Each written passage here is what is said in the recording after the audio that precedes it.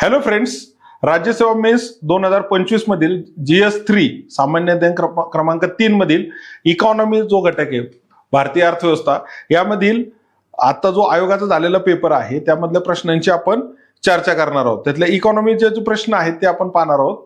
आता आपल्या लक्षात आलं असेल की हे जे प्रश्न आहेत हे 1 ते 5 याच्यातले इकॉनॉमीचे आणि 11 ते 15 परत इकॉनॉमीचे असे 10 प्रश्न आपण याच्यात डिस्कस करणार आहोत.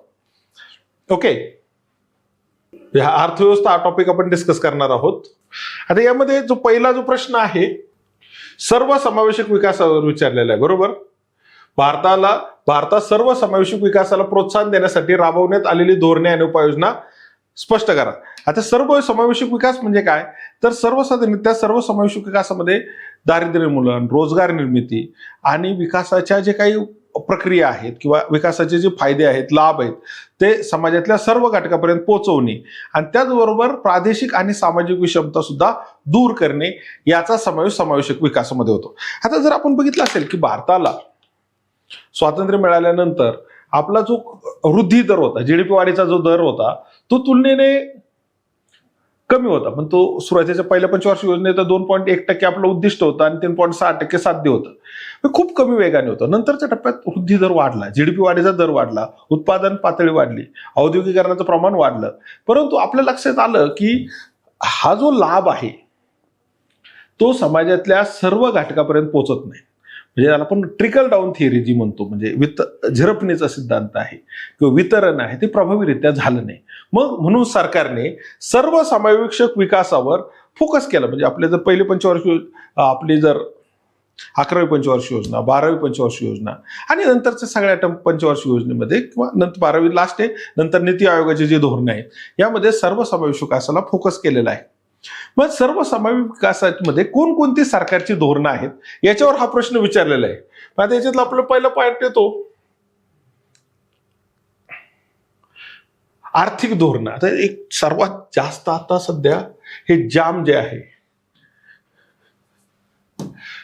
जनधन योजना, आधार आणि मोबाईल, हे म्हणजे ट्रिनिटी आहे, त्रयी आहे, याचं पार्ट आहे. आता जर आपण बघितलं असेल की भारतामध्ये 1969 बँकांचं राष्ट्रीयकरण करण्यात आलं, 14 मोठ्या बँकांचं राष्ट्रीयकरण करण्यात आलं, नंतर 1980 पण राष्ट्रीयकरण करण्यात, बँकांचा विस्तार झाला, सार्वजनिक क्षेत्रातल्या बँका वाढल्या. परंतु असं असलं तरी समाजातल्या सर्व घटकांची किंवा सर्वांची त्या ठिकाणी बँकेत अकाउंट नव्हती. त्याच्याबद्दल सगळ्यात महत्वाचा प्रॉब्लेम कोणता आहे, KYC.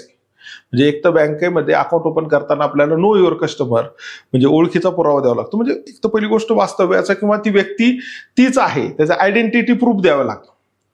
आता भारतामध्ये बऱ्याच लोकांकडे या गोष्टी नसल्यामुळे त्यांना याच्यापासून वंचित राहत होते. मग सरकारने यासाठी आधार योजना आणली, आधार कार्डाची सुविधा दिली.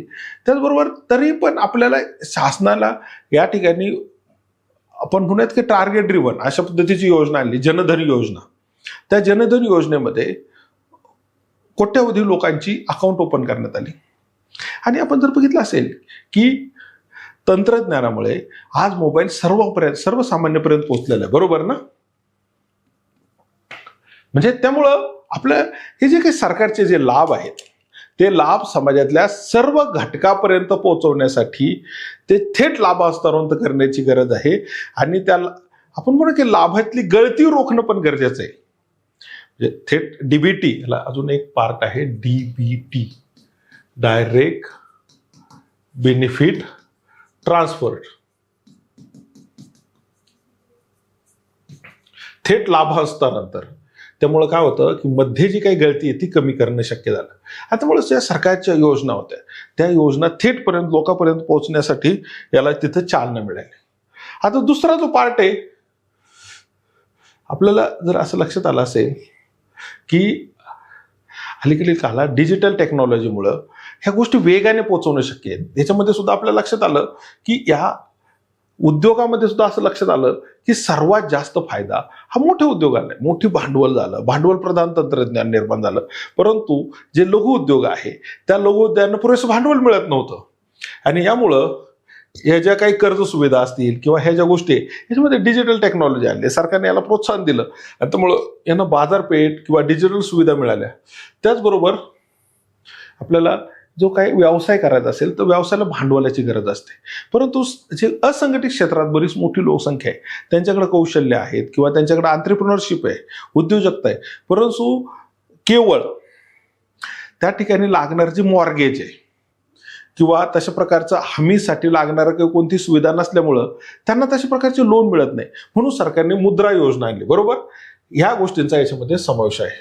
मग आपल्या लक्षात आलं की समावेशकतेमध्ये सक्षमीकरण खूप महत्वाचं आहे. सक्षमीकरणामध्ये शिक्षण खूप महत्वाचं आहे. शिक्षण हे असं म्हटलं सर्वांगीण विकासाचं साधन आहे. म्हणून आपल्या लक्षात येतं ही NEP जे आहे, नॅशनल एज्युकेशन पॉलिसी जी आहे 2020, यामध्ये समाजातल्या सर्व घटकापर्यंत शिक्षण नेण्याला याच्यात प्राधान्य दिलेलं आहे. आता सामाजिक क्षेत्राच्या दृष्टीने आरोग्य सेवा हा खूप महत्वाचा पार्ट आहे. जर आपण बघितलं तर आरोग्याच्या बाबतीत भारतामध्ये 2 प्रश्न दिसतात, म्हणजे जगभरात आहे ते प्रश्न. एक, पहिली गोष्ट आरोग्याचा खर्च वाढत चाललेला आहे. दुसरा पार्ट असा आहे की आरोग्यासाठी जो खाजगी खर्च जो आहे तो मोठ्या प्रमाणात, म्हणजे सरकारी यंत्रणेमार्फत किंवा शासकीय दवाखान्यामार्फत किंवा इन्शुरन्स मार्फत करण्याची बऱ्याच वेळा तो आउट ऑफ पॉकेट एक्सपेन्सेस म्हणतात त्याला, अशा प्रकारचा खर्च करावा लागल्यामुळे बऱ्याचशा कुटुंबाला काय होतं, तर खर्च करताना ते दारिद्र्यात ढकलले जाऊ शकतात किंवा त्यांच्यावर खूप मोठ्या प्रमाणात प्रश्न निर्माण होऊ शकतात. आणि याला आरोग्य संरक्षण पाहिजे असेल, विमा सुविधा पाहिजे, त्या भारतामध्ये खूप कमी लोकांना आहे. मग ह्या आयुष्यमान भारत सारख्या सुविधेद्वारे ह्या विमा सुविधा मोफत उपलब्ध करून दिलेल्या आहेत. जे काही आपण म्हणूया की ज्या अल्प उत्पन्न घटक आहेत त्यांना त्या गोष्टी. दुसरी गोष्ट याच्यामध्ये सोशल इन्फ्रास्ट्रक्चर म्हणजे शिक्षण आणि आरोग्याची पायाभूत संरचना ग्रामीण भागामध्ये उपलब्ध करून देण्याला याच्यात प्राधान्य दिलेलं आहे. आपल्याला आता रोजगारामध्ये 2 पार्ट दिसतात. एक म्हणजे रोजगाराची निर्मितीच मर्यादित आहे किंवा मर्यादित म्हणण्यापेक्षा अपुऱ्या प्रमाणात आहे की जो लोकसंख्येची गरज आहे त्या तुलनेत नाही. आणि दुसरी गोष्ट अशी आहे की त्या रोजगारासाठी आवश्यक असणारे कौशल्य जे आहे ती कमी प्रमाणात उपलब्ध आहे. याला स्किल गॅप म्हणतात. तो स्किल गॅप दूर करण्यासाठी आपल्याला या ठिकाणी सरकारचा जो महत्वाचा कार्यक्रम आहे स्किल इंडिया मिशन, बरोबर. आता परत आपल्याला असं लक्षात येते की भारतामध्ये वृद्धी दर मोठ्या प्रमाणात आहे, परंतु वृद्धी दर जो आहे GDP वाढीचा दर, India is the largest growing economy in the world. म्हणजे आजही भारताचा वृद्धी दर, GDP वाढीचा दर 7% आसपास आहे. म्हणजे तो बऱ्याच कालावधीमध्ये 7 ते 8% आसपास होता. असं असताना आपल्या लक्षात येतं की हा जो वृद्धी दर आहे तो सेवा क्षेत्रामध्ये मोठ्या प्रमाणात आहे. आणि ही सेवा क्षेत्र ते शहरी भागात केंद्रित आहे. ग्रामीण भाग आणि कृषी क्षेत्रातला वृद्धी दर कमी आहे. आणि त्यामुळं कृषी सर्वसमावेशक विकासामध्ये याच्यावर भर देण्यात आलेला आहे, कृषी आणि ग्रामीण विकास. आणि ते करत असताना मग या ठिकाणी आपण जर बघितलं असेल की अल्प उत्पन्न जो घटक आहे त्याच्यासाठी रोजगाराच्या सुविधा ही खूप महत्वाची गोष्ट आहे. हा जो मनरेगाचा जो कायदा आहे याचंच रूपांतर जे आहे आता कोशात केलेलं आहे VBG रामजी. दुसरी गोष्ट अशी की कृषी क्षेत्रामध्ये आपल्याला जर बघितलं असेल, कृषी क्षेत्रातला सगळ्यात महत्वाचा प्रश्न काय आहे की शेतीची आर्थिक व्यवहार्यता दिवसेंदिवस कमी झालेली आहे. आणि त्यामुळे ती परवडणारी शेती करण्यासाठी आणि त्याला ती आदानं जी आहेत, ती आदानं म्हणजे त्या व्यक्तीला किंवा त्या शेतीसाठी आवश्यक असणारी जी इनपुट्स आहेत ती इनपुट्स योग्य प्रमाणात योग्य किमतीत मिळण्याबरोबरच ती आर्थिक व्यवहार्यता निर्माण करण्यासाठी थेट आर्थिक सहाय्य PM किसान योजनेद्वारे जातं. नंतर आपल्याला दिसतं की नाम सारखी योजना आहे, कारण शेतीचा मुख्य प्रश्न जसा उत्पादनाचा आहे, निसर्गाचा आहे, तसा त्याला योग्य भाव मिळणं हा सुद्धा शेतीचा महत्वाचा प्रश्न आहे. त्यासाठी ही ई-नाम जे आहे, राष्ट्रीय बाजार जो आहे तो इलेक्ट्रॉनिक मार्केट आहे, त्याद्वारे ह्या सुविधा उपलब्ध केल्या जाणार आहे. आता आपल्याला अजून एक पार्ट दिसतो की भारतामध्ये संघटित कामगाराबरोबरच असंघटित कामगार मोठ्या प्रमाणात, म्हणजे जास्त प्रमाण असंघटित कामगारांचं आहे. त्यामुळं असंघटित कामगारामध्ये आता आपल्याला असं लक्षात येतं की गिग प्लॅटफॉर्म आहेत किंवा ज्याला आपण म्हणतो की ते मोठ्या कंपन्यांमध्ये काम करतात. उदाहरणार्थ Amazon सारखी कंपनी आहे, या ठिकाणी ते तिथं काम करतात, परंतु या ठिकाणी त्यांना रोजगाराचं असं कोणतं संरक्षण नाही, सामाजिक संरक्षण नाही. आणि ते मॉडेलच वेगळ्या पद्धतीचं आहे. त्या ठिकाणी ती जी यंत्रणा आहे त्याला फक्त तो डिलिव्हरी पार्टनर आहे. मग अशा वेळेस काय होतं, तर पुरेसं सामाजिक संरक्षण मिळत नाही. मग अशा नव्या व्यवस्थेसाठी नवीन कायद्याची गरज होती. ही कायद्याची गरज ओळखून अशा पद्धतीचा गिग प्लॅटफॉर्म या ठिकाणी निर्माण केलेला आहे. मग अशी आपण बघितलं की MSME हे एम्प्लॉयमेंट इंटेन्सिव्ह सेक्टर्स आहे, परंतु त्यामध्ये आपल्या लक्षात आलं की दिवसेंदिवस तंत्रज्ञानाची गरज मोठी, भांडवलाची गरज मोठी आहे. आणि त्यामुळे याची विस्तारित व्याख्या केलेली आहे. आणि मग जास्तीत जास्त घटक MSME मध्ये, मायक्रो स्मॉल मीडियम एंटरप्राइजेस मध्ये येऊ शकतात. दुसरा पार्ट आहे आकांक्षी जिल्हे. आता भारतामध्ये आपण मग कशी बघितलं, प्रादेशिक विषमतेमध्ये काय, काही भाग खूप प्रगत आहे, काही भाग मध्यम प्रगत आहे, काही अल्पविकसित आहे. का अल्पविकसित आहे, तर त्या ठिकाणी आरोग्य, शिक्षण, कृषी, कौशल्य किंवा आर्थिक समावेशकता ह्या सुविधा तितक्याशा प्रमाणात उपलब्ध झाल्या. असे जे अल्पविकसित जिल्हे आहेत 112 जिल्हे निवडण्यात आलेले आहेत आणि यामध्ये यांना आकांक्षी जिल्हा कार्यक्रमाअंतर्गत ह्या सुविधा विस्तारावर फोकस करणार आहे. आणि याद्वारे भारतामध्ये आर्थिक सक्षमीकरणावर भर देऊन सर्वसमावेशक विकास करण्यासाठी सरकार वेगवेगळ्या योजना राबवते. आता आपल्या लक्षात येतं की याला सर्वसमावेशक विकास म्हणजे काय झाली प्रस्तावना. सरकारचे जे काही महत्वाचे कार्यक्रम आहे ते त्याच्यात आले पाहिजे. कीवर्ड्स, की पॉईंट शुड बी देअर. नंतर त्याला एक ओघ असला पाहिजे, टप्प्याटप्प्याने त्या गोष्टी असल्या पाहिजे आणि त्याला योग्य असाच आपण म्हणू की कन्क्लुजन असणं गरजेचं आहे, बरोबर ना. म्हणजे आर्थिक सामाजिक सक्षमीकरण ह्या ज्या गोष्टी याच्यामध्ये समावेश असणं गरजेचं आहे.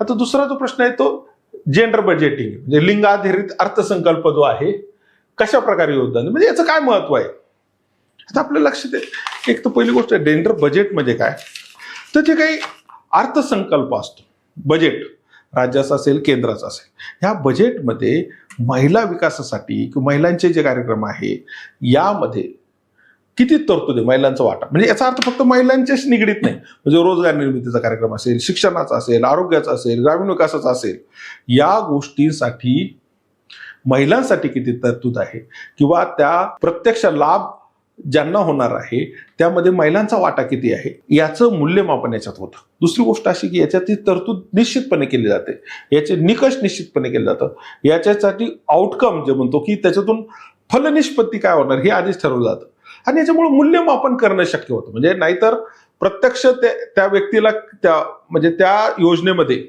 प्रत्यक्ष महिलांना किती लाभ झाले याचा आपल्याला काही फारसा अंदाज येणार नाही.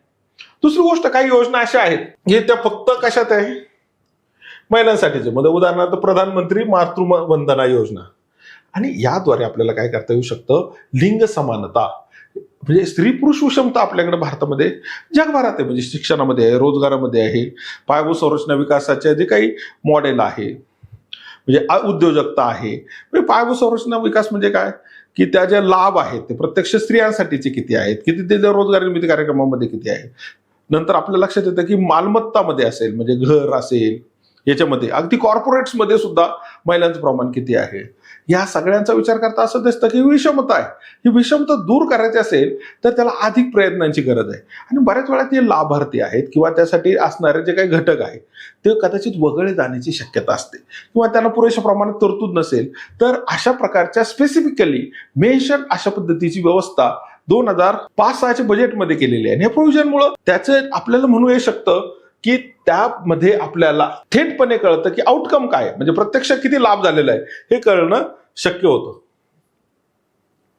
याच्यात आरोग्य शिक्षण आहे, बरोबर, मिशन शक्ती, मोफत सॅनिटरी नॅपकिन यांचा विचार आहे. दुसरी गोष्ट असं लक्षात येतं की दीनदयाळ अंत्योदय योजना म्हणजे सर्वांसाठीची योजना आहे, पण यामध्ये महिलांचं प्रमाण किती आहे, ही महिलांसाठी याचा किती महिलांना फायदा होणार आहे. मुद्रा योजने सुद्धा 70% हिस्सा महिला उद्योजकांना दिला जातो. स्टँडअप इंडियामध्ये प्रत्येक बँकेने एका महिला कर्जदाराचा समावेश केला, म्हणजे याच्यामध्ये महिलांचा समावेश किती आहे, समावेशकता कशी आहे याचा याच्यामध्ये विचार केला जातो. आता दुसरा पार्ट असा आहे की शिक्षण, हे शिक्षण आपण आता बघितलं सर्वसमावेशक विकासासाठी गरजेचं आहे, सक्षमीकरणाचं गरजेचं आहे. आणि महिला सक्षमीकरणामध्ये असं म्हटलं तर की त्या ठिकाणी संधीचा विस्तार करणं गरजेचं आहे. संधीच्या विस्तारासाठी, सक्षमीकरणासाठी शिक्षण खूप गरजेचं आहे. शिक्षण नाहीतर त्या ठिकाणी राजकीय संधी असतील, सांस्कृतिक संधी असतील, सामाजिक स्तरावरच्या संधी असतील, यासाठी यामध्ये वेगवेगळ्या योजना आखल्या जातात सरकारच्या, त्यामध्ये महिलांचा किती वाटा आहे. मग आता इथं परत आपल्याला दिसतं की लहानपणापासूनच शिक्षणाचा याच्यामध्ये समावेश आहे, बेटी बचाओ बेटी पढाओ. नंतर ही जो योजना ही खूप महत्वाची विज्ञान ज्योती योजना.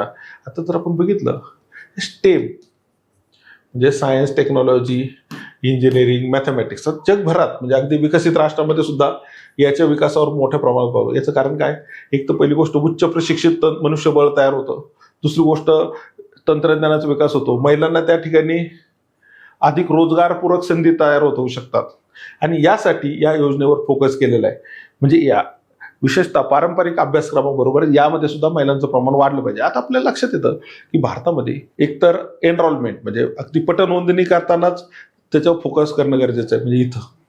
दुसरी गोष्ट विद्यार्थ्यांची गळती रोखणं, म्हणजे त्यामध्ये सुद्धा विद्यार्थिनींनी मध्ये शिक्षण सोडून जाऊ नये किंवा सोडलं जाण्याचं प्रमाण जे आहे ते कमी करण्यावर फोकस आहे. नंतर आपल्याला लक्षात येतं की उच्च शिक्षणामध्ये त्यांचा वाटा वाढला पाहिजे, त्यामध्ये सुद्धा याच्याकडे फोकस केला पाहिजे. यासाठी विशिष्ट अशा योजना या ठिकाणी आखलेल्या आहेत. पण आता परत अजून असं आहे की आवास योजनेमध्ये आपण बघितलं की सक्षमीकरणासाठी मालकी खूप गरजेचं आहे.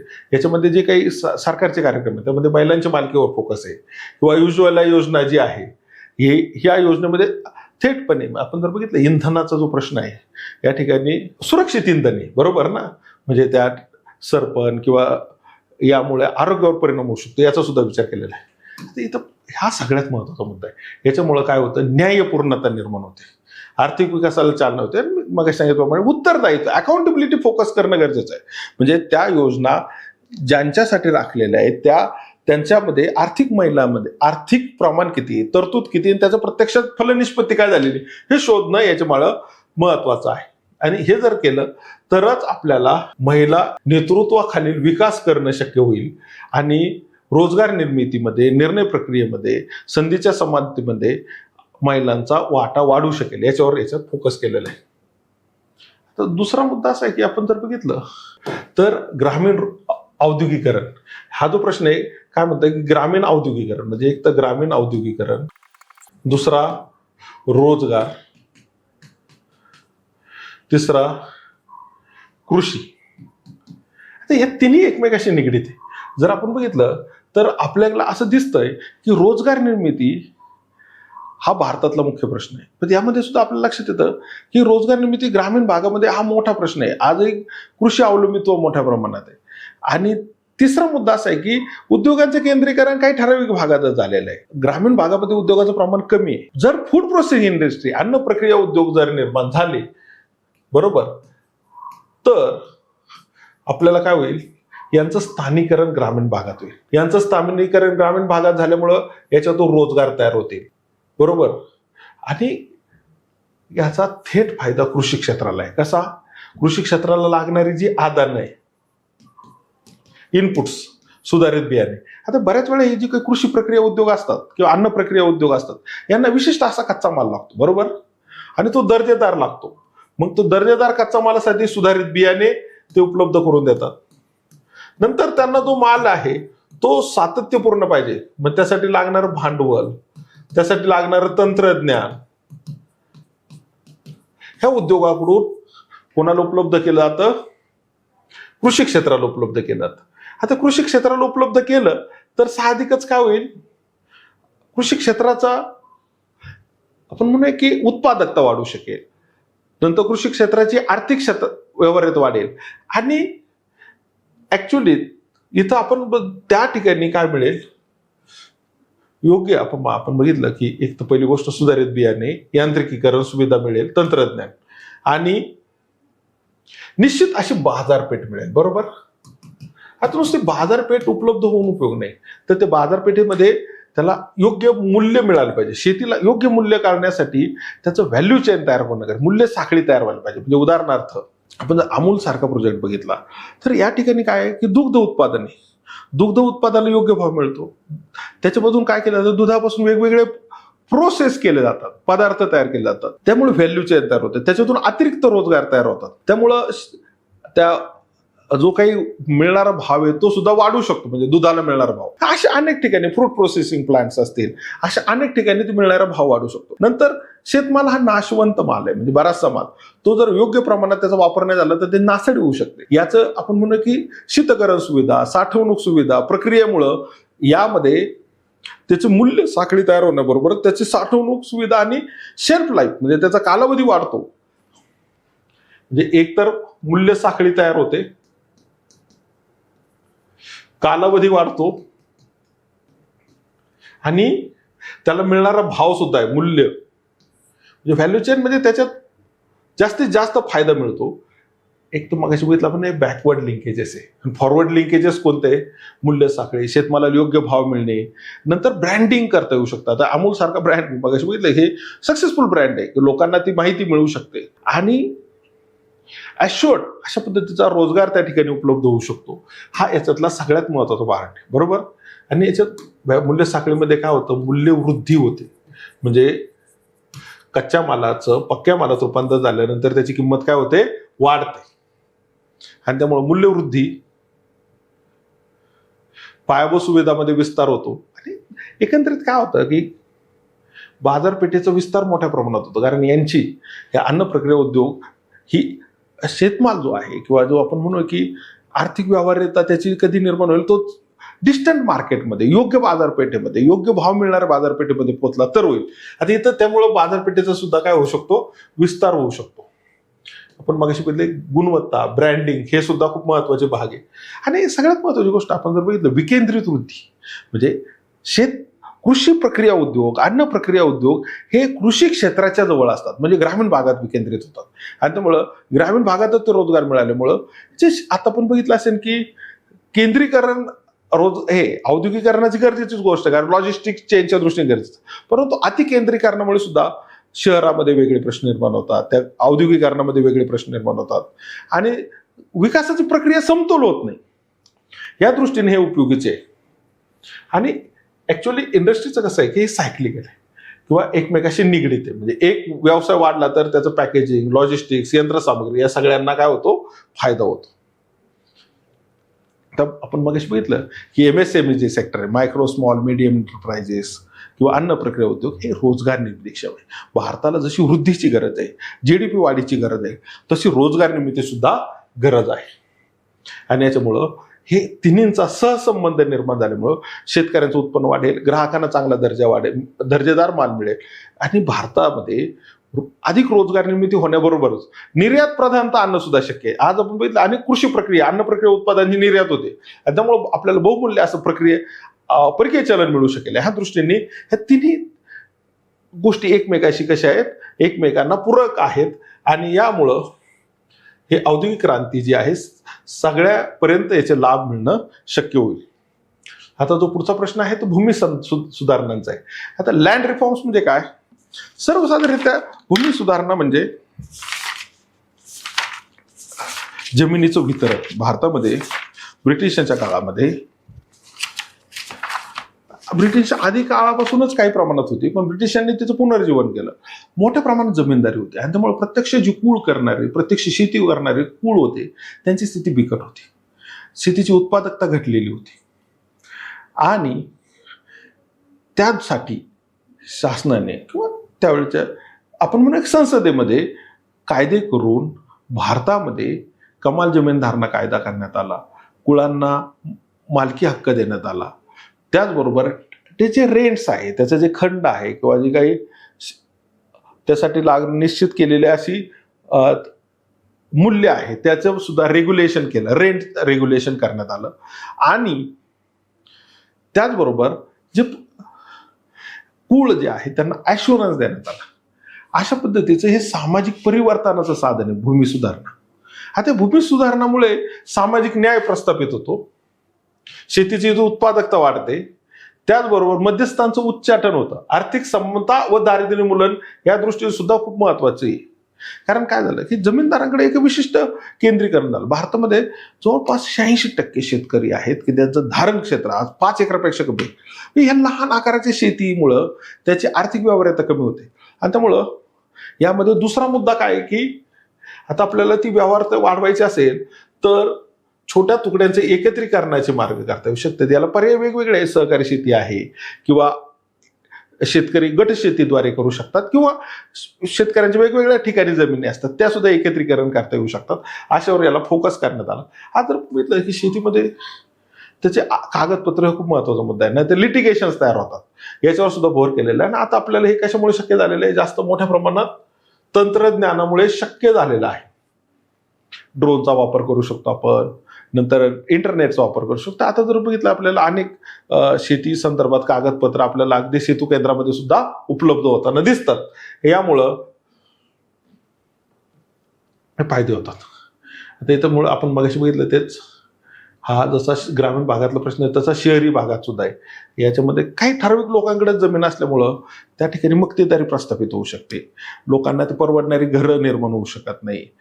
अशी पद्धतीची व्यवस्था, जी विषमता निर्माण करणारी व्यवस्था होती, त्या व्यवस्थेला स्वातंत्र्योत्तर काळामध्ये कायद्याचं स्वरूप देण्यात आलं आणि त्याद्वारे त्या व्यवस्थेवर उपाययोजना म्हणून urban land ceiling regulation act करण्यात आला. आता यामुळं जे जास्त मोठी जमीन होती सरकारने घेतली आणि ते डेव्हलप करून परवडणाऱ्या किमतीत घरं दिली. पण आता याच्यामध्ये काही त्रुटी निर्माण झाल्या किंवा त्याचा जो वेग आहे निर्माण प्रक्रियेचा, इज ऑफ डुईंग बिझनेस असेल किंवा त्यासाठी असलेले गुंतवणुकीचे प्रश्न निर्माण झाले. त्यामुळे सरकारने या कायद्यात परत दुरुस्ती केलेली आहे, परंतु या टप्प्याटप्प्याने केलेल्या गोष्टी. परत हे करत असताना जे अल्प उत्पन्न घटक आहे किंवा ज्यांच्याकडं जे आपण म्हणू की मालमत्ता किंवा तशा प्रकारची मालकी हक्काच्या सुविधा नाहीत, त्यांना याच्यामध्ये न्याय मिळवून देण्याचा प्रयत्न केला. आणि आजही आपण बघितलं असेल भारतामध्ये घरांचा प्रश्न तीव्र आहे. म्हणजे ग्रामीण भाग असो शहरी भाग असो, घरांच्या किमती मोठ्या प्रमाणात वाढत चाललेल्या आहे आणि सर्वसामान्य माणसाच्या ते आवाक्याबाहेर गेलेले आहे.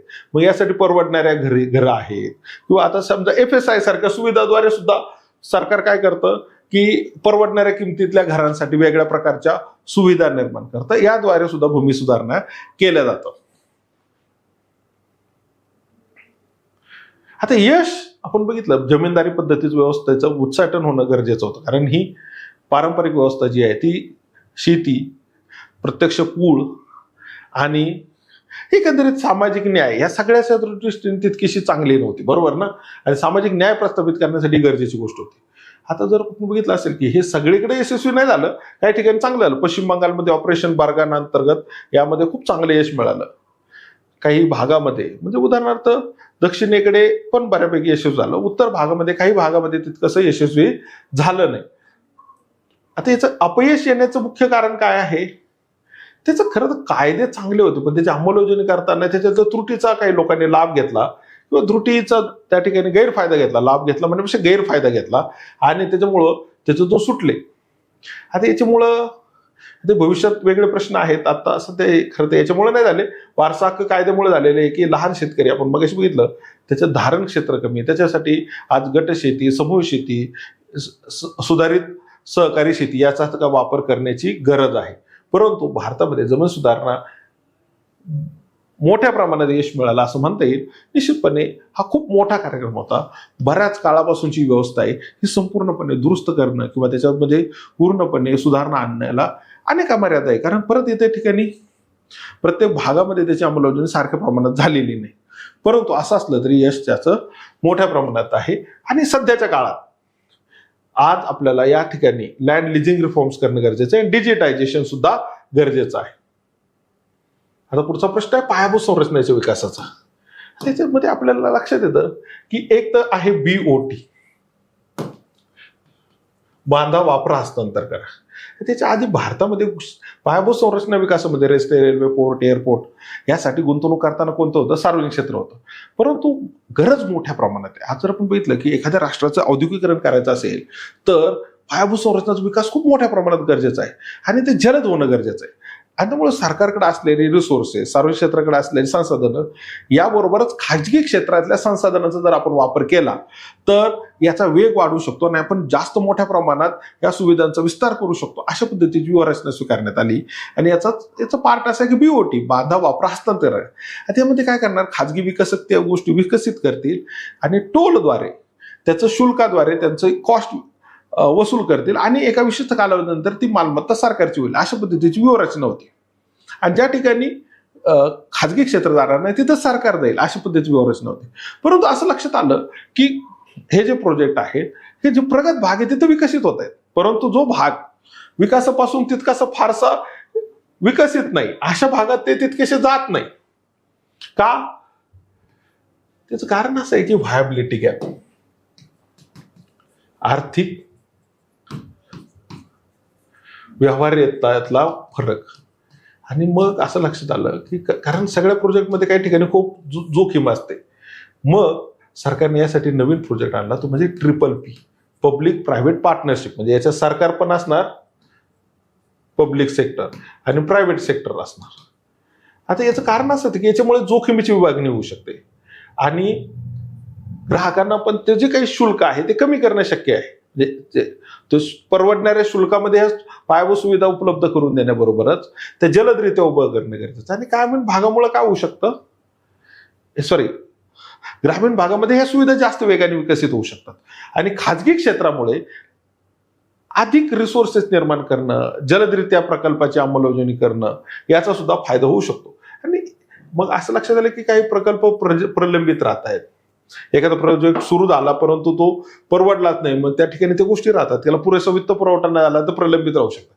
कारण पायाभूत संरचना, एखादा रस्ता बांधायचा असेल किंवा एखादा पोर्ट तयार करायचा असेल किंवा अशा काही यासाठी खूप एखादा पॉवर प्रोजेक्ट असेल, दीर्घ कालावधी लागतो, मोठ्या भांडवलाची गरज लागते आणि जोखीम जास्त असते. आणि त्यामुळे एखाद्या खाजगी क्षेत्राला काही प्रॉब्लेम निर्माण झाला किंवा त्या इंडस्ट्रीला काही प्रॉब्लेम निर्माण झाला तो प्रकल्प रखडतो. फक्त ते खाजगी क्षेत्राचं नुकसान होतं, ते जी जनता किंवा ती त्याच्यावर अवलंबून असणारी जी लोकसंख्या आहे, तिथं असणारं जे इंडस्ट्रियलायझेशन आहे, तिथं असणारं जे काही स्ट्रक्चर आहे, इकॉनॉमिक स्ट्रक्चर, त्याच्यावर परिणाम होऊ शकतो. म्हणून याला उपाययोजना म्हणजे हायब्रिड ॲन्युइटी मॉडेल काढणं. बरोबर, याच्यामध्ये काय करणार, हे दोन्ही असणार, बांधा वापरा, हस्तांतर करा, खाजगी क्षेत्र आणि सरकार. आणि यामध्ये सरकार या ठिकाणी काय करणार, गुंतवणूक वाढवणार. आणि त्यामुळे जे काही प्रकल्प व्यवहार्य ठरत नाही किंवा ते मध्येच रखडलेले आहे, यामध्ये मध्येच इंटरव्हेन करणं शक्य आहे. त्याच्यामुळे फायदा हा झाला. काय फायदा होऊ शकतो याच्यात, जोखीम विभागली जाते. बरोबर ना, मग अशीच आपण बघितलं. दुसरी गोष्ट, प्रकल्प जे रखडलेले ते निघून जाऊ शकतात. पण याचा तोटा काय झाला असेल, तोटा असं झाला की बऱ्याच वेळेस जोखीम सरकारवर आली. सरकारचं भागभांडवल, सरकारचं त्याच्यामध्ये असलेली गुंतवणूक वाढली. त्यामुळे सरकारच्या एकंदरीत रिसोर्सेस, फायनान्शियल रिसोर्सेस, आर्थिक संसाधनं जी आहे त्याच्यावर ताण निर्माण झाला. आणि मग त्याच्यामुळे सरकारची राजकोषीय तूट वाढणं वगैरे हे प्रश्न निर्माण झाले.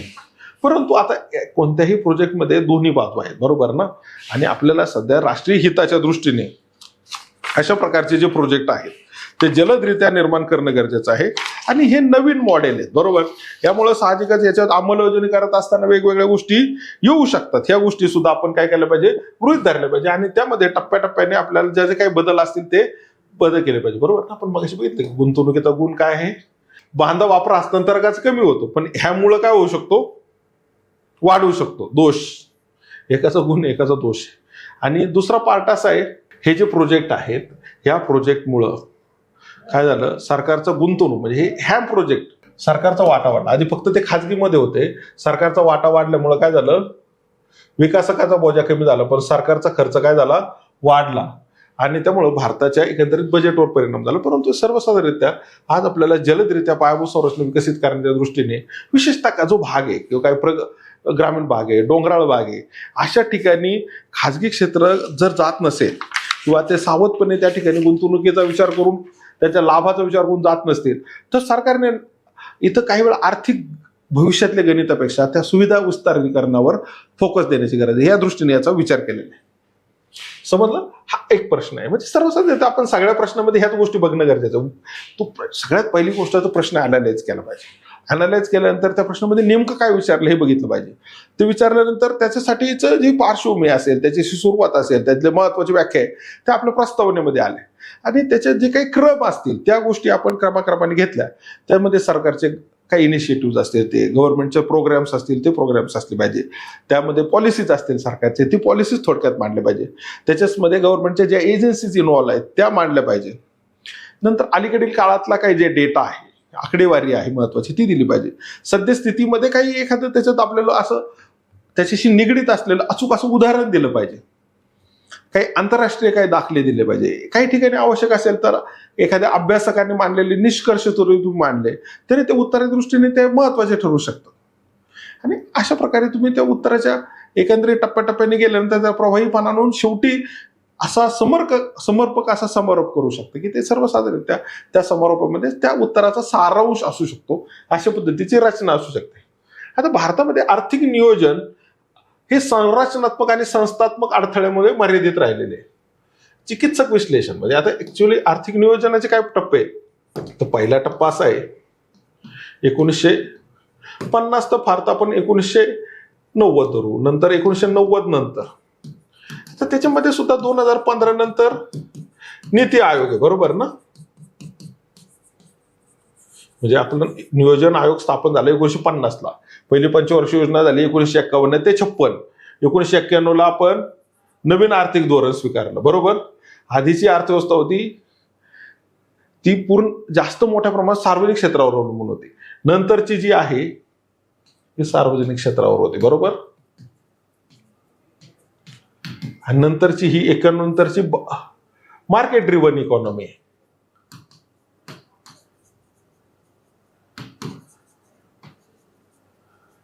म्हणजे बाजारपेठ ही अर्थव्यवस्था आहे. ती 2015 नंतर का म्हणतोय तर यानंतर आपण काय केलं, नीती आयोग स्थापना झाली आणि जी 2017 मध्ये संपलेली जी योजना आहे 12वी पंचवार्षिक शेवटची योजना आहे, हे सर्वसाधारणतः टप्पे ही आपण इथं पार्श्वभूमी ह्याच्यात समारोपामध्ये मांडलेली. मग आता तयार करत असताना आपल्याला लक्षात आलं की याच्यात काय अडथळे निर्माण झाले. तर एक तर पहिली गोष्ट नियोजनामधलं उद्दिष्ट काय होतं आपलं, तर GDP वाढ, आर्थिक वृद्धी दर. दुसरी गोष्ट रोजगार निर्मिती, दारिद्र्य निर्मूलन, सर्व समाजातल्या सर्व घटकांना त्या विकासाची ट्रिकल डाऊन थेअरीद्वारे उपलब्ध करणे. नंतर प्रादेशिक विषमता दूर करणे, आर्थिक विषमता दूर करणे. आपल्याला एक लक्षात आलं की सुरुवात टप्प्यात आपला GDP वाढीचा दर कमी होता, पण तो वेगाने वाढला. पण तसं असताना सुद्धा आपल्याला रोजगार निर्मिती, दारिद्र्य निर्मूलन ह्या गोष्टी आपल्याला करता आल्या नाहीत. किंवा आपण जर बघितलं आपलं पर कॅपिटल इन्कम जो आहे, दरडोई उत्पन्न सुद्धा आपल्याला अपेक्षित परिणामापेक्षा इतका वाढवता आला नाही. पायाभूत संरचना आपल्याला जे स्पर्धा आपण म्हणू की आजूबाजूची जे राष्ट्र आहे, उदाहरणार्थ चीन असेल किंवा अगदी नंतरच्या टप्प्यात साऊथ ईस्ट नेशन्स आहेत, म्हणजे Indonesia, Malaysia, Philippines, Thailand, Singapore यासारखे जे देश आहेत, या तुलनेत आपल्याला त्या पायाभूत संरचना विकसित करता आले नाही. आणि त्याची काय कारणं असू शकतात आणि ते कोणते अडथळे ते आपण पाहणार आहोत, बरोबर. तर एक पहिली गोष्ट आपल्याला काय दिसतो, पायाभूत संरचनेतला अडथळा, बरोबर, ज्या गरजेने त्या नाही. आणि त्याच्यामुळे काय होतं की तुम्हाला एक लक्षात घ्या, औद्योगिकरण खूप औद्योगिकरणासाठी हा जलद पायाभूत संरचना असली पाहिजे, स्वस्त असणारी पाहिजे. कृषी विकासासाठी सुद्धा गरजेची गोष्ट आहे, ते तितक्या प्रमाणात झालं नाही. दुसरा मुद्दा असा आहे की भारताला रोजगार निर्मितीचा प्रश्न होता, GDP वाढला, पण काय झालं, पण कॅपिटल इंटेन्सिव्ह इंडस्ट्रीज वाढल्या. आता आपल्याला एक तर पहिली गोष्ट अशी आहे, भारतामध्ये GDP वाढला, बरोबर, GDP वाढीचा दर वाढला, परंतु मग उत्पादन पातळी वाढली, परंतु त्या प्रमाणात रोजगार निर्मिती झाली नाही. कारण मोठ्या प्रमाणात जी इंडस्ट्री होती ती कॅपिटल इंटेन्सिव्ह होती, भांडवल प्रधान होते, मोठे उद्योग होते. मोठ्या उद्योगामुळं तितक्याच प्रमाणात रोजगार निर्मिती होत नाही, स्वयंचलित तंत्राचा वापर करतात.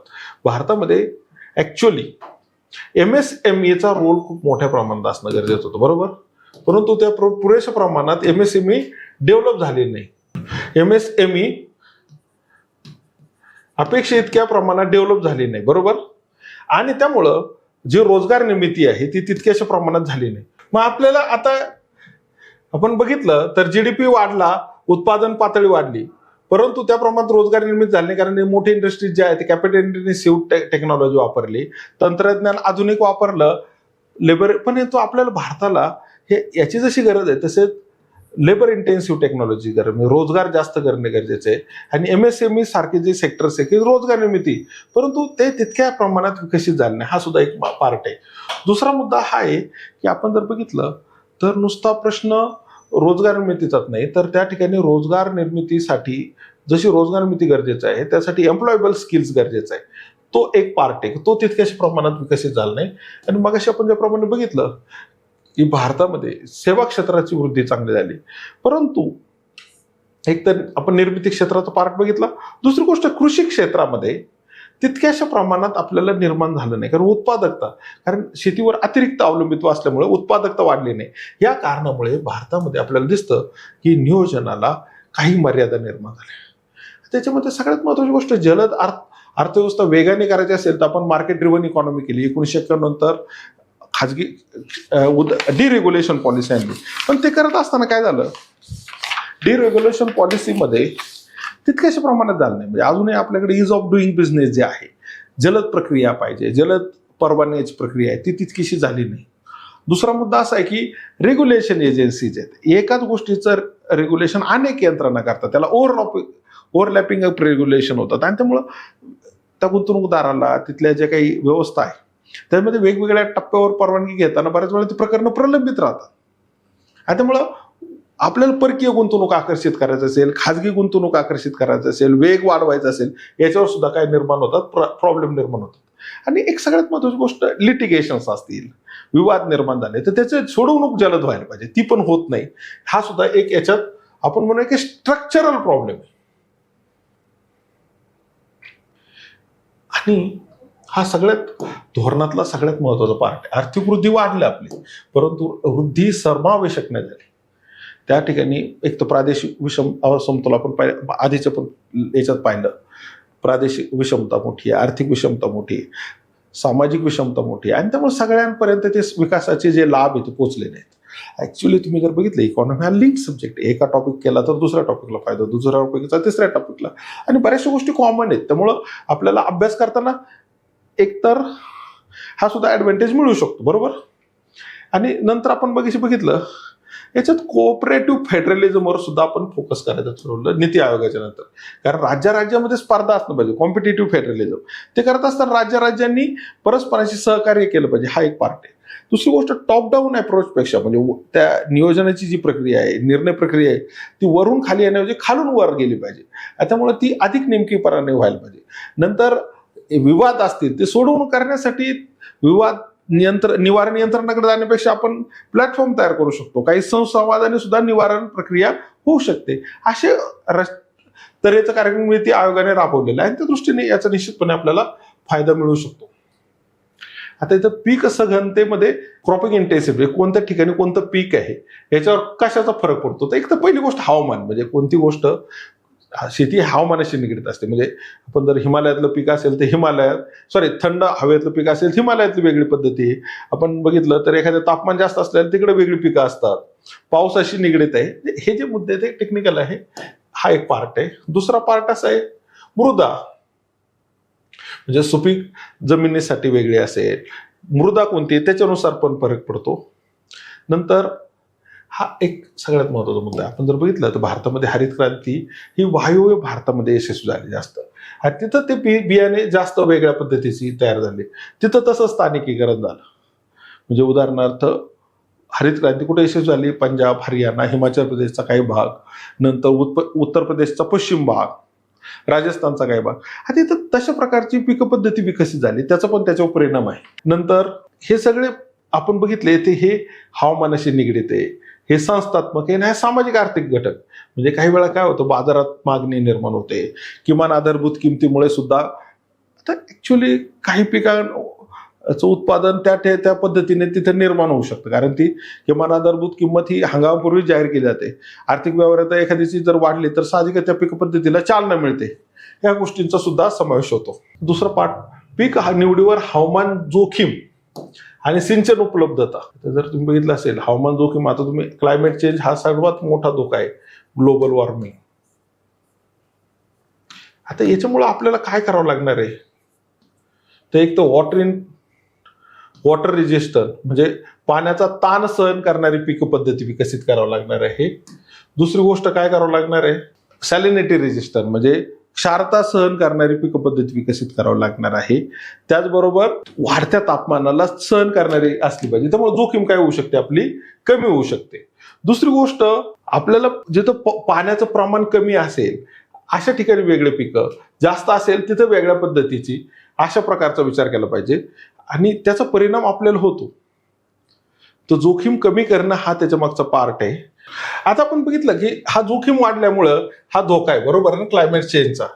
आणि दुसरी गोष्ट, मग त्याच्या पद्धतीची पीक पद्धती निर्माण करणं गरजेचं आहे, मिश्र पद्धती निर्माण करणं गरजेचं आहे. परंतु त्याचबरोबर आपण काय करायला पाहिजे, पर्जन्यमान आधारित सुद्धा पिकाची निवड केली जाते. म्हणजे जर जास्त पाऊस असेल तर तिथं तशा प्रकारची पिकं घेतली जातात, जिथं कमी पाऊस असेल तिथं कमी पावसाची पिकं घेतली जातात. ह्या सगळ्या गोष्टीचा याच्यावर काय होतो, प्रभाव पडतो. म्हणजे एक तर दोन पार्ट याच्यात, एक म्हणजे जी पीक निवड करताना याचा विचार केला जातो, एक पारंपरिक पीक निवड करताना सुद्धा पर्जन्यमानाचा विचार केला जातो, तिथली स्थानिक स्थितीचा विचार केला जातो. पण त्याचबरोबर आता हवामानाची जोखीम आपण अलीकडील काळातला जर विचार केला तर हवामान बदलामुळे वाढलेला आहे. आणि त्यामुळं तशा पद्धतीचे क्षारता सहन करणारी, पाण्याचा ताण सहन करणारी, तापमान सहन करणारी पीक पद्धती सुद्धा विकसित करण्याची गरज आहे, किंवा तशा पद्धतीचं केलेलं पण आहे. परंतु आपल्याला असं लक्षात येतं की काही ठिकाणी पावसाचं प्रमाण कमी आहे, परंतु तिथं परत काय दिसतं आपल्याला, कालवा सिंचन आहे, तिथं क्रॉपिंग पॅटर्न शिफ्ट झालाय, तिथं काय केलं जातं, नगदी पिकं घेतलं जातं, कॅश क्रॉप घेतलं जातं, म्हणजे ऊसासारखं पीक घेतलं जातं. किंवा आता जर बघितलं असेल की पंजाबमध्ये भाताची लागवड केली जाते, भाताचं उत्पादन घेतलं जातं, बरोबर ना. अशा पण गोष्टीचा याच्यावर प्रभाव पडू शकतो. आता जर आपण बघितलं तर बियाण्यांचा सुद्धा, म्हणजे जर समजा उच्च पिकाची जी बियाणे त्याचा सुद्धा परिणाम होतो, पण त्या ठिकाणी तुम्हाला जर निश्चित असं पाणी असेल तर ते शक्य होऊ शकतं. दुष्काळ सहन करण्यासाठी पर्जन्यमानाची गरज मोठ्या प्रमाणात निश्चित असं पाणी असणं गरजेचं आहे. खात्रीशीर सिंचन त्याचा पण फरक होतो. आणि त्यामुळे पण आता सध्या आपण काय करायला पाहिजे की पिकांचं योग्य नियोजन करणं पाहिजे, पाण्याचं नियोजन केलं पाहिजे, आधुनिक ठिबक सिंचन, तुषार सिंचनचा विचार केला पाहिजे, हाय यील्डिंग व्हरायटीज सुद्धा तशा पद्धतीने विकसित केले पाहिजे, आणि परत भरड धान्य वगैरे ह्या गोष्टींचा पण विचार करून पीक पद्धती निश्चित केली पाहिजे. जोखीम कमी करणं हा गरजेचा आहे, आणि यासाठी रिसर्च अँड डेव्हलपमेंटची जशी गरज आहे तसं याचा विस्तार करणं सुद्धा गरजेचं आहे. आता पण तोच पार्ट आहे भारतातील एक, म्हणजे तुम्ही जर बघितलं तर ह्याच गोष्टी एकमेकाशी निगडीत विचारलेले प्रश्न. भारतातील जलप्रधान पीक प्रणालीला दुरुस्त करण्यासाठी भरड धान्याची का उपयुक्त ठरू शकतं, बरोबर ना. आता आपण बघितलं असेल की एक तर पाणी, वॉटर इंटेन्सिव्ह क्रॉप जर असतील, पाण्याचा वापर जास्त केला तर ते पाण्याचं आपल्याकडं प्रमाण कमी. दुसरी गोष्ट, त्याच्यामुळे काय होऊ शकतं, क्षारपडता पण परिणाम होऊ शकतो. आता हवामान बदलाची जोखीम आहे, त्यामुळे आपण वॉटर इंटेन्सिव्ह क्रॉपच्या ऐवजी भरड धान्याचा जर वापर केला तर आपल्याला पाण्याचं प्रमाण योग्य पद्धतीने वापरणं शक्य होऊ शकतं. दुसरा मुद्दा असा आहे, पर्जन्याधारित पीक पद्धती, म्हणजे याच्यात तुम्ही अगदी कमी पावसावर सुद्धा येऊ शकतात ही भरड धान्य. दुसरी गोष्ट, जर एखाद्या वर्षी पाऊस कमी पडला, आता तुम्ही बघितलं असेल सध्या एल निनोचं संकट आहे, अशा वेळी सुद्धा ही पिकंचं उत्पादन येणं शक्य आहे, कारण याला कमी पाऊस लागतो, पाण्याचा ताण सहन करू शकतात, हा पार्ट आहे. आणि सगळ्यात महत्वाची गोष्ट आहे, याच्यामुळं मृदेवर ताण निर्माण होत नाही, आणि त्यामुळं हे कारण तंतुमय मुळामुळं अशा पद्धतीचे प्रश्न निर्माण होत नाही, आणि त्यामुळे सुद्धा पर्यावरणपूरकता पण यांची जास्त आहे, खताची गरज कमी लागते, आणि त्यामुळे भरड धान्य ही आपल्याला या दृष्टीने उपयुक्त ठरू शकतात. आणि अलीकडील काळात जर तुम्ही येतात, याची मागणी पण मोठ्या प्रमाणात वाढलेली आहे, आरोग्यपूरक आहे, याचा आपल्याला आरोग्यासाठी वापर होऊ शकतो, याचा भविष्यात मोठ्या प्रमाणात वापर वाढवू शकतो, याचा पण विचार करणं गरजेचं आहे. आता किमान आधारभूत किंमत, हे बफर स्टॉक आणि फूड इन्फ्लेशन याचा सहसंबंध विचारलेला आहे. आता किमान आधारभूत किंमत सरकार जाहीर करतं, CACP नावाची एजन्सी ती त्या ठिकाणी सरकारला शिफारस करते आणि ती किमान आधारभूत किंमत ठरवते. दुसरी गोष्ट, फूड कॉर्पोरेशन ऑफ इंडिया ते बफर स्टॉक ऑपरेशन करतं, आणि साहजिकच किमतीचा जर साठा कमी झाला किंवा हे जर पुरवठा झाला नाही तर महागाई वाढते. पण आता या ठिकाणी किमान आधारभूत किंमत निश्चित करताना सरकार या सगळ्या गोष्टींचा विचार करतच, पहिला मुद्दा. दुसरी गोष्ट, आपण जर बघितलं असेल की फूड कॉर्पोरेशन ऑफ इंडिया या मार्फत किमतीचं स्थिरीकरण करणं शक्य होतं. आणि तिसरी गोष्ट, आपल्याकडे आता या पलीकडे सुद्धा काही गोष्टीची, उदाहरणार्थ आपण जर बघितलं, इडिबल ऑइल आहे, खाद्यतेल आहे, याला अजूनही आपल्याला आयातीवर अवलंबून राहावं लागतं. मग जर आंतरराष्ट्रीय बाजारात काही प्रश्न निर्माण झाले, सध्या आता तशा पद्धतीचे प्रश्न निर्माण झालेले आहेत की त्याच्या किमती वाढतात, आणि त्याचा सुद्धा फूड इन्फ्लेशनवर परिणाम होऊ शकतो. किंवा आपल्याकडे अजून एक कडधान्याचं उत्पादन आपल्या गरजे इतकं पुरेशा प्रमाणात झालेलं नाही, अन्न सुरक्षा निर्माण झालेली आहे, फूड सिक्युरिटी निर्माण झालेली आहे. फूड कॉर्पोरेशन ऑफ इंडिया जास्त भर जो देतं ते गहू आणि भाताला देतं, परंतु कडधान्य किंवा खाद्यतेल यांची फूड इन्फ्लेशन, यांच्या किमतीमुळे सुद्धा फूड इन्फ्लेशन निर्माण होऊ शकतो. ह्या गोष्टींचा सुद्धा आपल्याला याच्यात विचार केला पाहिजे, बरोबर. आता जर आपण बघितलं की किमान आधारभूत किंमत शासन ठरवतं, फूड कॉर्पोरेशन ऑफ इंडिया राखीव साठा धोरण स्वीकारतं, हे जर MSP पेक्षा खाली गेलं तर हे ठेवतं, आणि जर किमती खूप वाढायला लागल्या तर FCI काय करतं, ओपन मार्केटमध्ये तो आपल्याकडचा साठा आणतं, आणि त्यामुळे किमती ग्राहक आणि उत्पादक या दोघांच्या हिताचं रक्षण करेल असं ठेवू शकतं, समजलं. दुसरा मुद्दा असा आहे, याच्यामुळं बफर स्टॉकचा वापर करून महागाई नियंत्रण केलं जातं. कधी कधी दुष्काळाचा प्रश्न असतो, कधी आपण जर बघितलं दुष्काळामुळे सुद्धा एकदम उत्पादन पातळी कमी झाली तर राखीव साठा धोरणाद्वारे ते आपण किमती योग्य प्रमाणात आणू शकतो. दुसरा मुद्दा, काही वेळा अनैसर्गिक आपत्तीची परिस्थिती असते, काही वेळा आंतरराष्ट्रीय काही प्रश्न निर्माण होतात, यासाठी सुद्धा हे आपण म्हणूया की बफर स्टॉक ऑपरेशन्स महत्वाचं आहे. परंतु हे करत असताना आपल्याला एक लक्षात आलं की फक्त ह्या पिकाबरोबरच आपण कशावर फोकस करणं गरजेचं आहे, तांदूळ आणि गहूपेक्षा डाळी आणि दूध अंडी यांचा सुद्धा विचार केल्यामुळे नसल्यामुळं आपल्याकडे काय होतंय, इन्फ्लेशन हे प्रोटीनशी निगडीत असलेल्या मालाशी वाढतं आणि त्यामुळं आपल्याला खरं तर या तिन्ही गोष्टींचा सहसंबंध जर राखला आणि परस्परपूरक आहेत पण ते सहसंबंध राखला तर दोघांचंही ग्राहक आणि यांचं हिताचं रक्षण होईल. बरोबर. आता हा एक प्रश्न आहे की कृषी तंत्रज्ञान अभियान, बरं आपल्याला एक आता मगाशीच आपण बघितलं तेलबियाचं मिशन, कारण जर आपण बघितलं अजूनही आपण तेलासाठी अवलंबित आहे म्हणून सरकारने काय केलं, याच्यासाठी टेक्नॉलॉजी सुधारली. दुसरी गोष्ट, याचं उत्पादन का कमी आहे याची कारणं शोधली आणि हा एक महत्वाचा मुद्दा आहे आणि त्याच्यावर आपण या ठिकाणी उच्च उत्पादन हाय इल्डिंग व्हरायटीज त्या ठिकाणी डेव्हलप करणं गरजेचं आहे.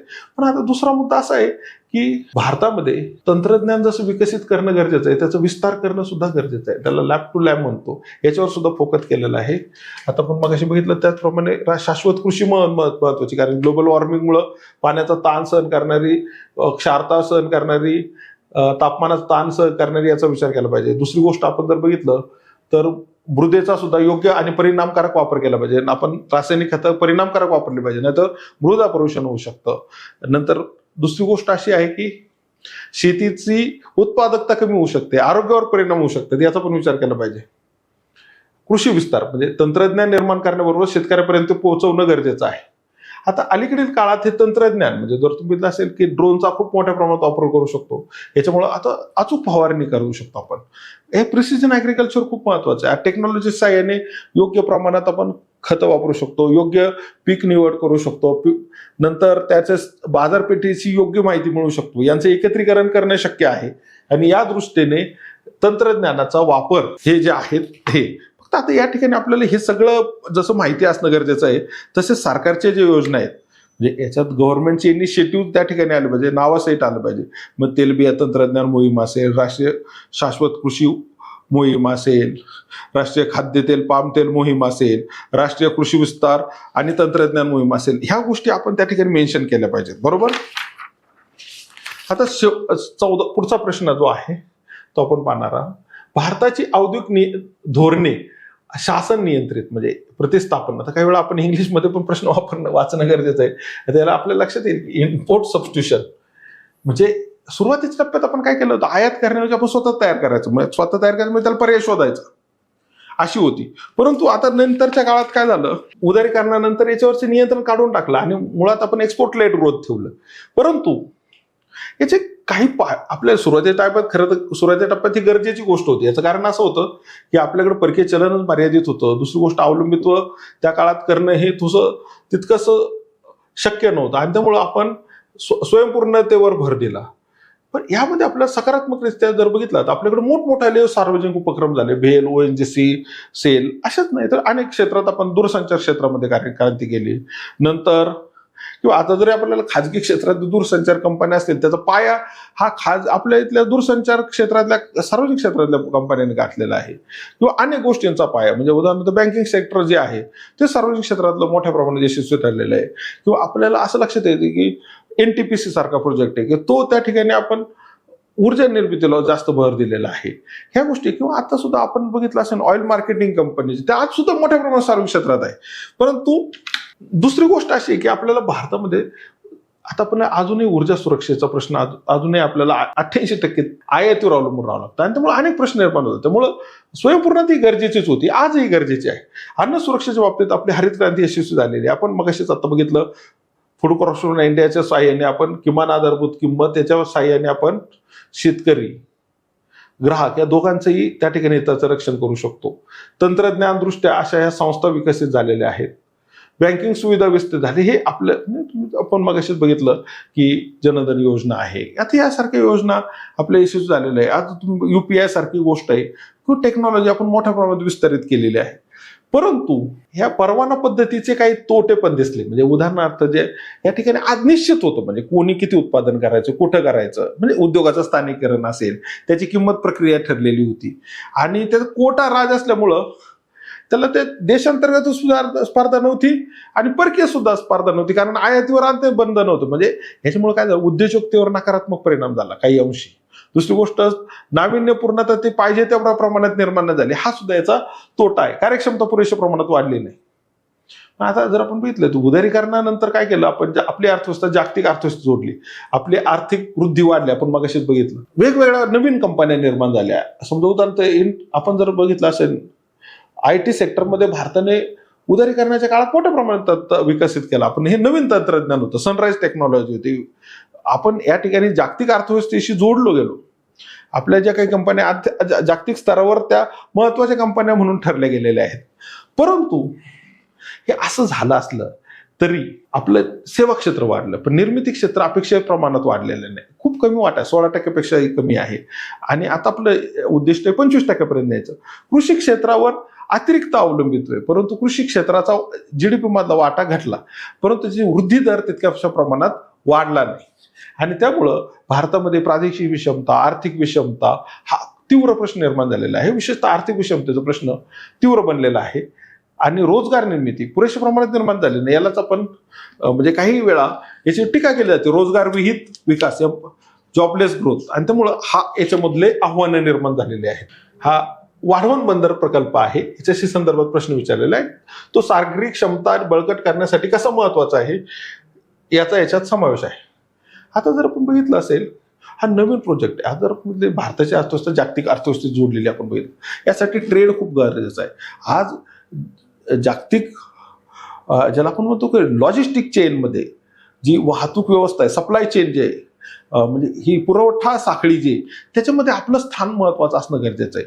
तरच आपण आपल्या जागतिक अर्थव्यवस्थेमध्ये आपलं स्थान महत्वाचं ठेवू शकतो. आपले निर्यात प्रधानता निर्माण करण्यासाठी आपल्याला तशा पद्धतीची परकीय व्यापारासाठी आवश्यक असणारी पायाभूत संरचना जी आहे ती निर्माण करणं गरजेचं आहे. आणि त्यासाठी वाढवण बंदरासारखा जो प्रोजेक्ट आहे खूप महत्वाचा आहे. याचं कारण हा खूप मोठ्या प्रकारचा लार्ज स्केल प्रोजेक्ट आहे, आधुनिक प्रकल्प आहे. आतापर्यंत हे जे मोठे कंटेनर जे आहेत त्यांना त्या ठिकाणी सुविधा असणं गरजेचं आहे. आता त्याच्या टेक्निकल गोष्टी खूप महत्वाच्या आहेत. म्हणजे आपल्याला स्पर्धा आता येतं, आपल्या सिंगापूरची स्पर्धा आहे, दुबईशी, चायनाशी आहे. म्हणजे या राष्ट्रांशी आपल्याला स्पर्धा करायचा असेल तर आपल्याला तो वाहतूक खर्च कमी करणं गरजेचं आहे. तशा प्रकारचे आधुनिक तंत्रज्ञान असलेली बंदरं निर्माण करण्याचं आहे. आणि नवीन तंत्रज्ञान वापरलेले याच्यात वाढवणमध्ये, आणि त्यामुळे दृष्टीने खूप महत्वाचं आहे. आता आपण बघितलं असेल, आपला जो भारताचा जो मोठ्या प्रमाणात व्यापार होतो किंवा परकीय व्यापार होतो किंवा जो बंदराचा वापर केला जातो तो JNPTचा आहे. आणि त्याच्यामुळे त्याच्यावर काय होतं, वाहतूक कोंडी होते किंवा तिथं तशा प्रकारची ताण निर्माण झालेली. त्याला डिकंजेशन करण्यासाठी नवीन तंत्रज्ञान असलेल्या वाढवण बंदराची गरज आहे. आणि महाराष्ट्राच्या आर्थिक वृद्धीला याचा फायदा होईल. आता महाराष्ट्र इंडस्ट्रियलाइज स्टेट आहे, औद्योगिक राज्य आहे. त्यामुळे औद्योगिकरण जे आहे त्याला सुद्धा याला विस्तारण्याला प्राधान्य होईल. आणि याचं कारण असं आहे की रोड, रेल्वे, त्याचबरोबर एअरपोर्ट यांचं एकत्रीकरण करणं ही गरजेची गोष्ट आहे. यासाठी सुद्धा याचा मोठ्या प्रमाणात फायदा होऊ शकेल. तुम्ही जर बघितलं, आधुनिक तंत्रज्ञान वापरलेलं आहे याच्यात. जुन्या तंत्रज्ञानामध्ये काय होतं, प्रॉब्लेम होता आधी, म्हणून आपण याच्यात नवीन तंत्रज्ञान वापरलेलं आहे. आणि यामुळं सध्याचं जे लक्ष्य आहे ते वाढवलेलं आहे. सिंगल विंडो प्रोजेक्ट आहे. त्याचे कारण असं आहे की बऱ्याच वेळा काय होऊ शकतं, परदेशातून येणारा माल किंवा परदेशात जाणारा माल आहे तो जलदरित्या त्या बंदरातून वितरित होणं गरजेचं आहे. यासाठी जी आधुनिक तंत्रज्ञान याच्यात असल्यामुळं आपल्याला हे शक्य होईल. आणि त्यामुळं आपण असं म्हणू शकतो की भारताची सागरी क्षमता बळकट करण्यासाठी हा प्रोजेक्ट खूप महत्वाचा आहे. अशा पद्धतीने आपण इकॉनॉमीचे 2025 मधल्या मेन्सचे प्रश्न डिस्कस केलेले आहेत. आता हे करत असताना आपण यात त्या महत्वाचे मुद्दे असतील, त्याचं आपण म्हणूयात की त्यासाठी लागणारं जे की पॉइंट्स आहेत ते पण आपण त्या ठिकाणी डिस्कस केले. त्याचबरोबर उत्तराचं सादरीकरण कशा पद्धतीने असलं पाहिजे, कोणत्या मुद्द्यांचा क्रम ठरवला पाहिजे, त्याचबरोबर त्याची प्रस्तावना आणि समारोप कशा पद्धतीने असे याचा पण विचार केलेला आहे. आता हे करत असताना 4 गोष्टी खूप महत्वाच्या. एक म्हणजे गोष्ट, उत्तर लिहिण्यासाठी चांगल्या पद्धतीचा कंटेंट डेव्हलप करण्यासाठी आपली योग्य संदर्भाची निवड केली पाहिजे. दुसरी गोष्ट, त्यासाठी आपल्या स्वतःच्या अशा नोट्स निर्माण केल्या पाहिजे. तिसरी गोष्ट अशी की या गोष्टी अशा पद्धतीचा सराव केला पाहिजे, सातत्याने सराव केला पाहिजे. चौथी गोष्ट, हे जे उत्तर आहेत, टेस्ट असेल, त्या करून आपण त्या ठिकाणी आपल्या उत्तराची परिणामकारकता वाढवू शकतो. त्यासाठी तुम्ही त्या वेगवेगळ्या फॅकल्टी मेंबरकडून चेक करून घेऊ शकता, त्याच्यामधल्या दुरुस्त्या करू शकता आणि सरावाने आपल्याला अचूकता आणणं शक्य आहे. अशा पद्धतीने तुम्ही आपल्या अभ्यासावर फोकस करा. Thank you very much.